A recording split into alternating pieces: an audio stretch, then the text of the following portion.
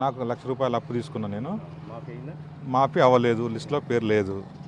దానికి సమాధానం ఎవరు చెప్పట్లేదు. వ్యవసాయ శాఖ స్పష్ అధికారులు ఏం చెప్పారు? వ్యవసాయ శాఖ అధికారులు చెప్పట్లేదు. బ్యాంకోళ్ళు చెప్పట్లేదు. మంత్రులు, ముఖ్యమంత్రి కూడా వివిధ రకాల స్టేట్మెంట్లు ఇస్తున్నారు. ఒకరికొకరికి పొంతన లేదు. పాస్బుక్ కన్సిడరేషన్ ఇప్పటికైనా దీని మీద రైతులకు స్పష్టతనియాల్సిన అవసరం ఉంది. రైతు బంధు వేయలేదు. గందరగోళ పరిస్థితుల్లో రైతులు ఉన్నాం. నిన్న రైతు వేదిక దగ్గరికి పిలిచారండి. మిమ్మల్ని పిలవలేదా? మమ్మల్ని పిలవలేదండి. ఎవరిని పిలవలేదు. మమ్మల్ని ఏం పిలవలేదు. మా ఊళ్ళ నుంచి ఎవరిని కూడా పిలవలేదు. వడ్డీలకు కూడా కడుతున్నాం అంటున్నారండి. కొన్ని బ్యాంకులు ఏమంటున్నాయంటే పాత సంబంధించిన బాకీలకు కట్టుకునే ప్రమాదం ఉంది.